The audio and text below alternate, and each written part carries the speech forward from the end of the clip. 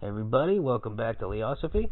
This time around, it's part 6 of the religion, and this one's going to be, I think, shorter, because I'm just covering Australian Aborigine religion. I kind of hinted at that earlier, and yeah, I mean, it's one of those things that's really curious and interesting, and kind of like the myth of Hinduism, which is something that I might cover at a later date as well. There isn't a single solitary Aborigine belief system.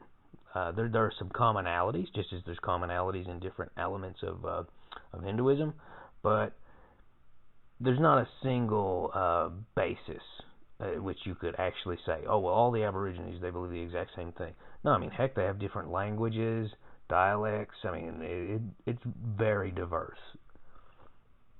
It's not something that you can just sort of cram into a single category. That being said, there are some commonalities that I think are worth looking at. And interestingly enough, everybody is familiar with Captain Cook, or at least I'd like to think so. Captain James Cook. He documented the Hawaiian religion, and he's a fascinating explorer, worth looking into. But it's interesting that in a lot of Aborigine stories, Captain Cook is sort of like a legendary character, because he brought British culture to them.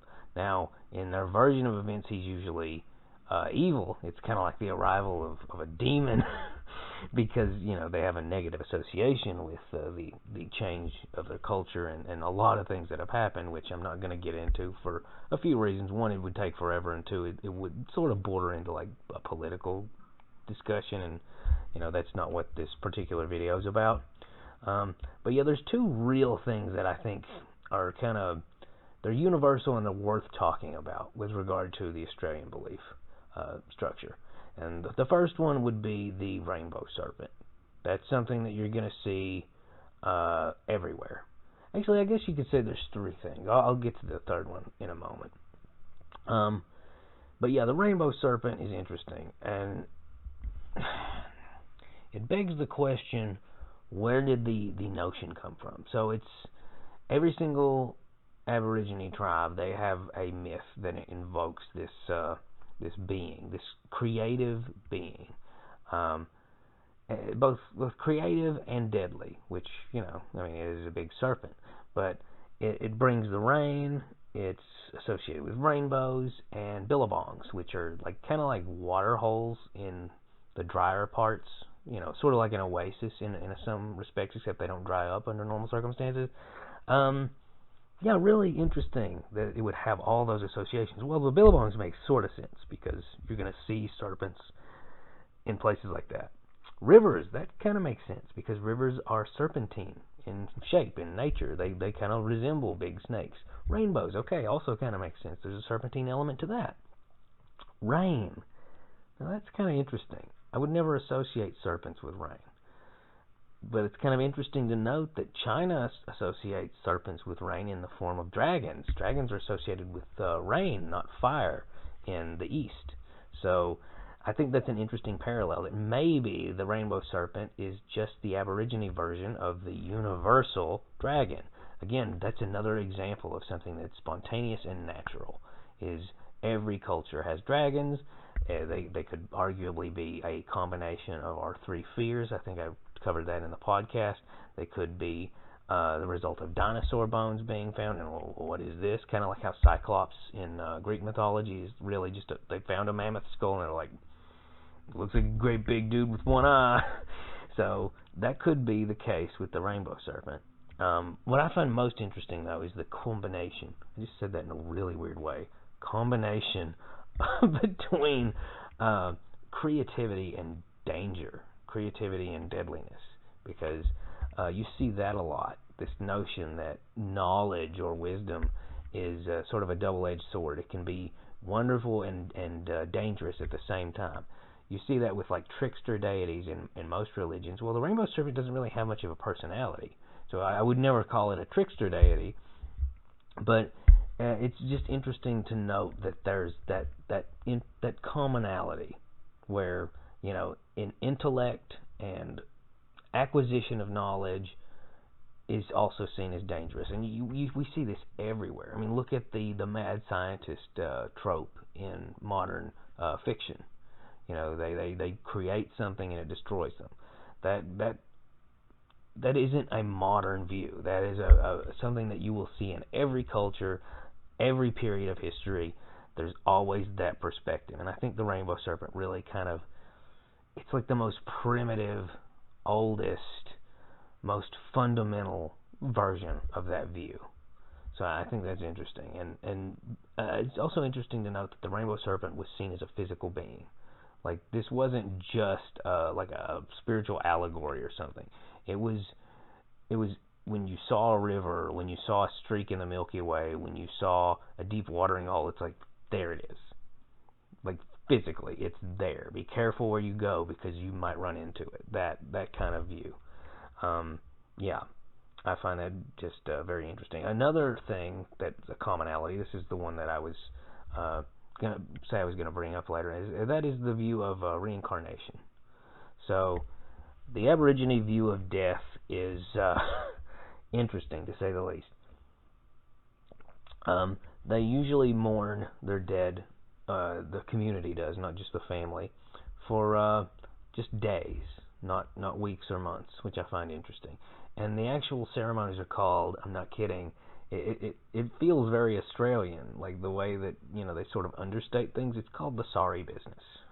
So I just think that's also pretty funny. That's another commonality that you'll see pretty much in every Aborigine tribe. Yeah.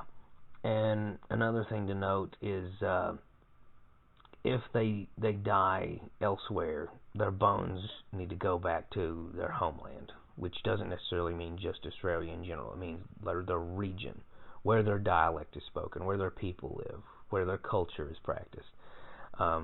Which kind of, for some reason, just makes me think about vampires and like having the soil of their homeland in their coffin kind of thing. I don't know. There's something peculiar to me about that. And you don't say someone's name once they die. It becomes taboo because it disturbs their spirit. Which I think that you can find commonalities with that with Indo-European belief systems, where you don't talk ill of the dead. You only say praises about the dead because you want, when they return, you want them to improve rather than to regress. Well, similarly, they believe that a person comes back as well from the land of the dead eventually, which they sometimes call Sky World, which, not that shocking again. That goes back in hand with what I was talking about with Olympian versus Chthonic religions in a previous video.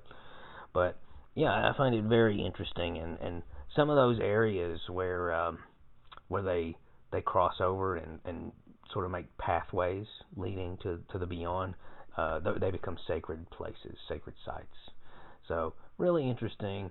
And lastly, we've got the most universal, probably the most famous, and that would be the Dreamtime. I love the word in and of itself. So there's sort of before the universe even existed, there was the Dreamtime. It's before time, and that's a complicated concept when you think about it. The Dreamtime, it goes all the way back to the beginning of everything, and it was made, interestingly enough, not by a deity, not by a creative force, but by their own ancestors. I think that's interesting, that everything was made, everything you see was made by their ancestors. So they descended from, and you see that in other religions as well, like, British people are presumably descended from Yngwie Freyr, which is a fertility deity in the Germanic and Norse pantheon. Freyr, but still, for them to think that it was all created by their ancestors, that's interesting. That being said, they weren't like ancestors in the most literal sense, the way we think of it. I mean, these were like giant snakes that humans descended from, and then they came from the Dreamtime to physical reality and made everything manifest.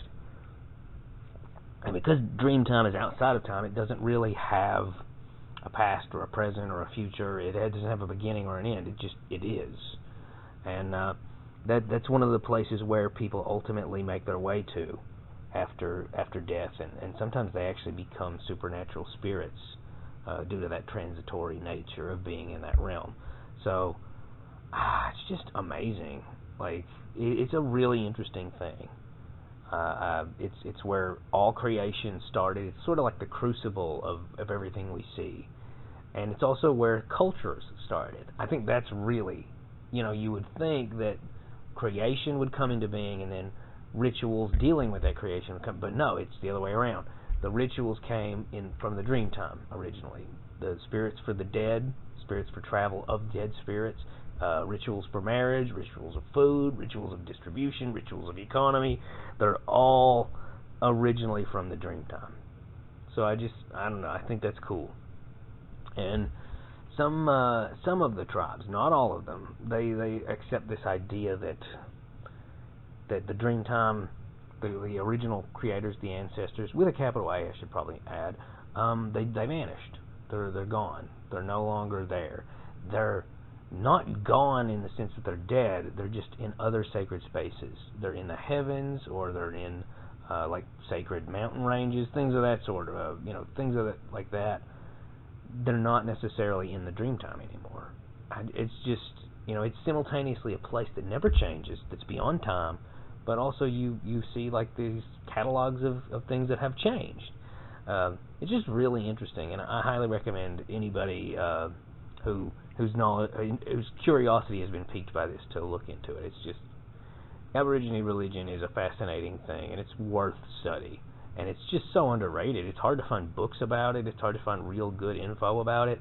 Highly recommend you look into it, because unlike Greek and Roman and Norse and Mesoamerican mythology, it's kind of understated, and it's kind of overlooked by everybody outside of Australia, and it's really worth study if you're curious about religion.